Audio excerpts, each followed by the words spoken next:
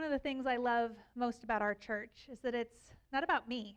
It's not about the pastors. It's not about the staff. It's about all of us being here together, all of us being gifted with something for the purpose of sharing God's love, all of us being an important piece of this community we've been called to.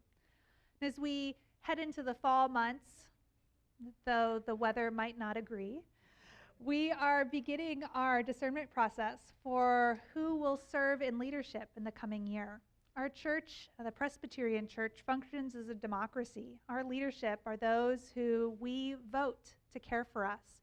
We believe that God speaks most clearly and most vibrantly as the community gathered discerning God's will. And so our process is to elect members of our community to lead us for the coming years. And we're beginning that process now. And we need more 11 o'clock voices. We need more of your voices to help shape the future and direction of our church.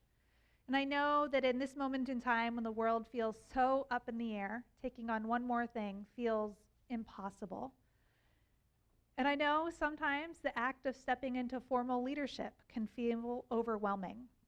And so over the next couple of weeks, we're going to have people from this service share about what it has been like for them to serve in leadership. So I want to invite Micah to come up, and I'm going to ask him a couple of questions about his time serving as an elder, and hope that you're inspired to see your own story in this opportunity. So Micah, you served one term on session.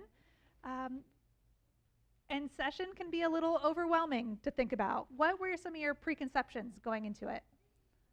Yeah. How long have I been off? 2 years? 2 years? About 2 years. Got off just in time. Yeah. I was just thinking. That the time that I was on session, my son was about 2 and my daughter was about 5, and so I had a couple of very young kids, and so I guess preconceptions might. If people didn't know, I grew up at this church, and so it was an interesting experience to go on to session, but also my dad has served on session, and so I heard through just soaking up stuff in the family what being on session meant, and it did have a connotation of being a very intense time and energy thing. So that was my preconception, and I would say working through it. It is all of those things. It's also it was a super meaningful, and it still is a super meaningful thing for me. So maybe not easy, but certainly important. How'd you feel like your gifts were used? Got to think about what I think my gifts are. So I was I think. Discernment, it might be hard to believe given my pause here, but so being able to, I think one of my gifts is being able to spend a long time thinking about something before I come up with the answer that I like, and session gave me plenty of opportunity to do that. Stuff sometimes gets tabled, or you get to bring stuff up and put it on the agenda when you need to or want to. I also have a tendency to see things from a different perspective, and so that was a gift that session allowed me to exercise and practice. For pub theology, we talked when we were still in pub theology. Dustin always started it out with this idea of we're here to learn how to disagree agreeably, and I feel like session was a good opportunity and venue for that, and something that I try to do well. What's something that delighted you while you served on session?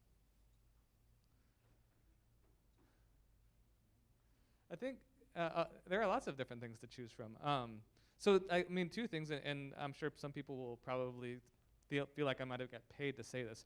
I'd never been to an actual Presbyterian meeting before, and now I'm not saying that it will delight everybody, but there was something delightful about going to a Presbyterian meeting that was. I kind of knew that it existed, but I really actually enjoyed finding myself located in a broader community or a bigger context. And Presbytery is our local geographic area of Presbyterian churches that meet every other month or so. Right. Yeah. That are stacked up in synods and bigger things. and Amanda might give us a nice tight 15 minutes on the whole Presbyterian polity and structure. So that, and then also just having the opportunity to sit around a table with people that I grew up with in this church, and to be able to interact with them as a peer was actually quite delightful as well. Thanks. And then lastly, what would be some encouragement you'd give to somebody thinking of stepping into any of our leadership roles? I think similar to April's sermon, that there is the encouragement I would give is that if you are asked to serve in a capacity that you feel like I have no idea what I'm doing, and I would probably make a mess of that, or I don't know how to do that best.